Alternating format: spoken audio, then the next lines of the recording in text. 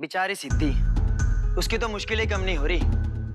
अब कानून ने तो उसे बाइज्जत बरी कर दिया, लेकिन घर वालों के सामने वो और भी बड़ी गुनहगार साबित हो गई। लेकिन मुझे तो ये विश्वास नहीं हो रहा कि जिसके पास विन कुंद्रा है वो लड़की किसी और के साथ अफेयर क्यों करेगी।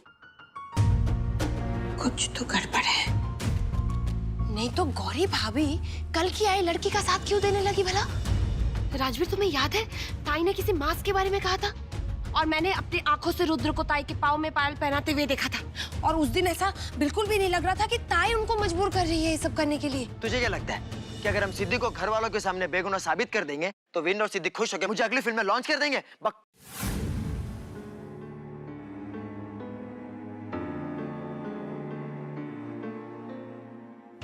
रांची, मेरे दिमाग में एक फाड़ू आइडिया है।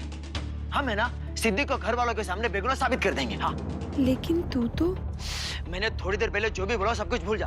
और क्या है ना कि मैं पागल हूं ना, कुछ भी बकता रहता हूँ। तू मेरी ये वाली बात सुन। हाँ, और ध्यान से सुन। अगर हम ये साबित कर देते कि सिद्धि और रुद्र के बीच में कोई अफेयर नहीं था और सिद्धि ने विन को कोई धोखा नहीं दिया, तो विन जिंदगी भर के लिए हमारा एहसान मंद हो जाएगा। और उसके बाद क्या पता कि विन खुश होके मुझे अपनी अगली फिल्म में लॉन्च कर दे।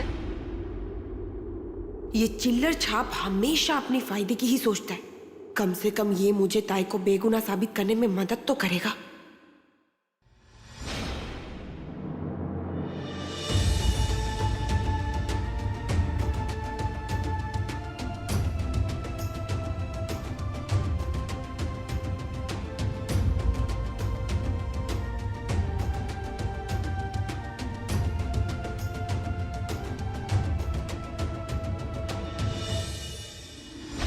माँ प्लीज, माँ भगवान के लिए सच बता दीजिए सबको। आज वो लड़की उसी तरह तड़प रही है जिस तरह तू तड़प रहा था। फर्क सिर्फ इतना है कि वो तेरा अंतिम दर्द था रुद्र, और सिद्धि के दर्द की अब शुरुआत है। मैंने तेरी कसम खाई है रुद्र कि जब तक मैं तुझे इंसाफ दिलाकर नहीं रहती ना मैं चैन से बैठूंगी और ना ही तेरा शांति पाठ करूंगी।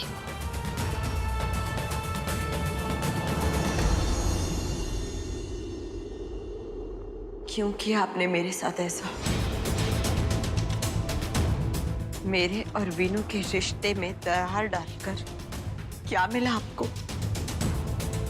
जिस रिश्ते को मैंने हर आंधी हर तूफान से बचाया, आज वो तिनके की तरह बिखर गया। वीनू नफरत करने लग गया मुझसे। मेरा सब कुछ खत्म हो गया।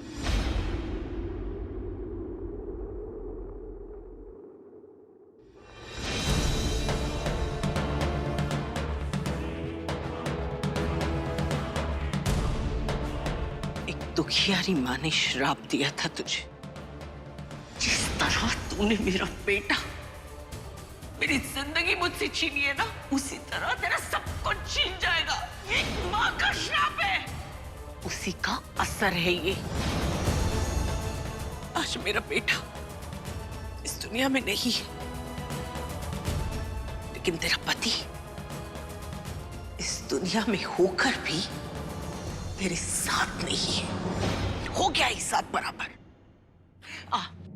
देख देख कितना खुश था मेरा बेटा, वो जीना चाहता था, लेकिन तूने उसे मार डाला। अब देख मैं कैसे तुझे जीते जी मार डालती हूँ। और ये एक माँ का वादा है तुझसे। कैसी माँ? कैसी ममता? अरे शर्म आनी चाहिए आपको खुद को माँ कहते हुए। आपके बेटे के मातम का चौथा भी नहीं बीता और अपने गौरी भाभी और उर्वशी के साथ मिलकर वीनू के सामने मुझे चरित्रहीन साबित करने का खेल शुरू कर दिया। ये सब आपके लिए कोई मायने नहीं रखता। आपके लिए ये सिर्फ एक अहंकार का खेल है। बहुत वादे कर लिए आपने मुझसे, बहुत कस्में खा ली, लेकिन अब मैं आपको चैलेंज करती हूँ। कर लीजिए कोशिश, जितना भड़का सकती है भड़का लीजिए मीनू को मेरे खिलाफ, क्योंकि अब मैं भी देखना चाहती हूँ कि एक माँ की मक्कारी जीतती है या पत्नी की प्रतिज्ञा।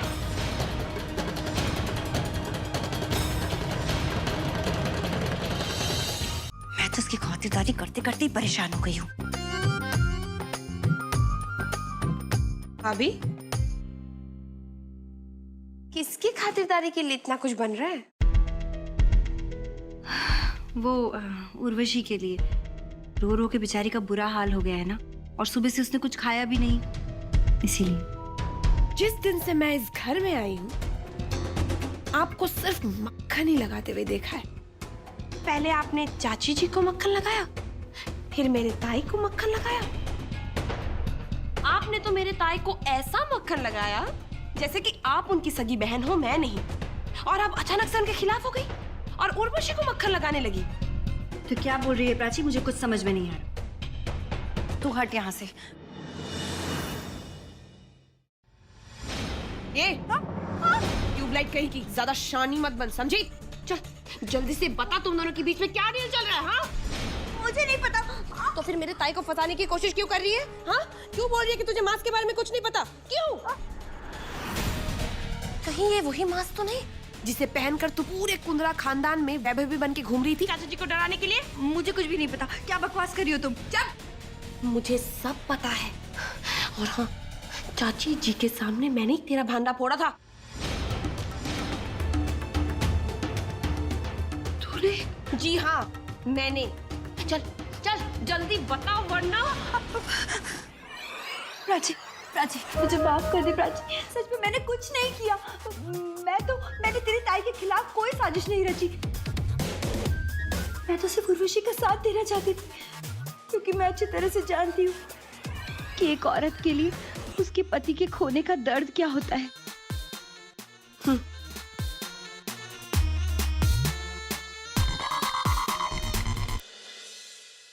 ए रुक,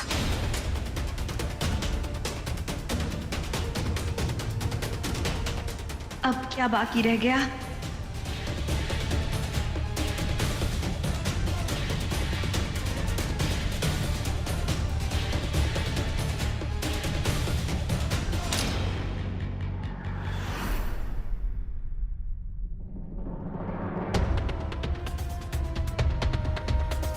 कुछ तो ऐसी बात है जो आपकी आंखों में है पर जुबान में नहीं, और वो क्या है मैं किसी भी हाल में पता लगा कर रहूंगी।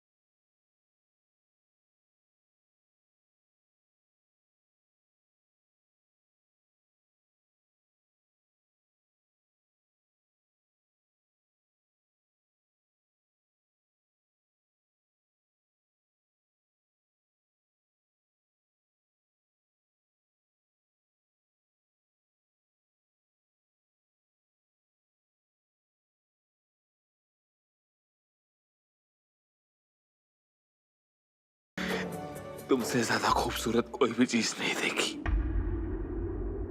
अब जब तुम मेरे दिल में नहीं हो तो मुझे चारों तरफ क्यों दिखाई दे रही हो?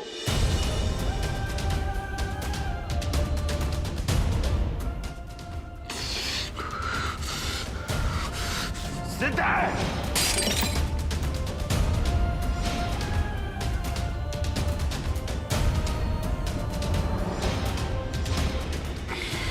क्यों किया तुमने मेरे साथ ऐसा? क्यों किया तुमने मेरे साथ इतना बड़ा धोखा?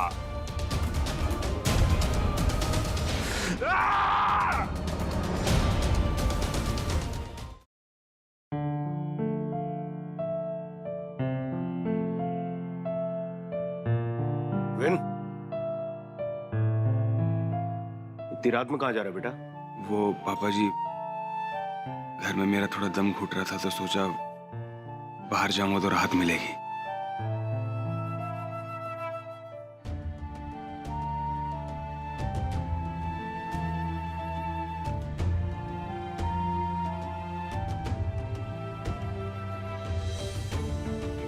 एक बात बोलूं? बेटा तू अपनों से नहीं भाग रहा है, तू अपनी मुसीबतों से भाग रहा है, अपनी प्रॉब्लम से भाग रहा है। जानता है, जितना मुसीबतों से भागेगा ना, मुसीबतें उतना ही तेरा पीछा करेंगी। इसलिए मुसीबतों से लड़ना सीख, उनसे भागना नहीं। मैं क्या करूं पापा जी? चल तुझे एक कहानी सुनाता हूं आज मैं। आज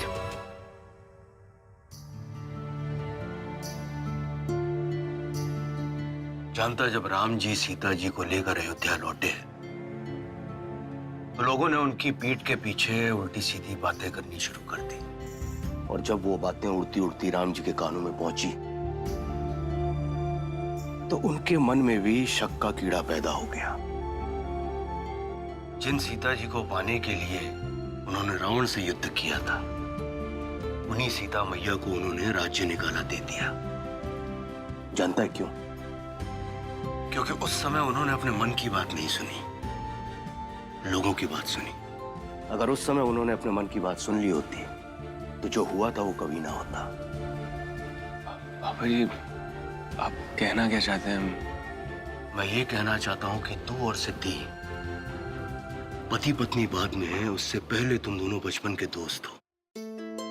जो कुछ भी हुआ है उससे मैं भी बहुत शॉक्ड हूं, खास करके वो वीडियो को देखकर। लेकिन फिर भी पता नहीं क्यों मेरी अंतरात्मा अभी भी इस बात को मानने के लिए तैयार नहीं है कि सिद्धि ने ऐसा कुछ किया होगा। बेटा, हर इंसान को सफाई देने का एक मौका जरूर मिलना चाहिए। इसलिए मैं चाहता हूं कि तू एक बार सिद्धि से जाकर शांत मन से बात कर। आप ठीक कह रहे हैं पापा जी, मैं सिद्धि से जाके बात करता हूँ। जा।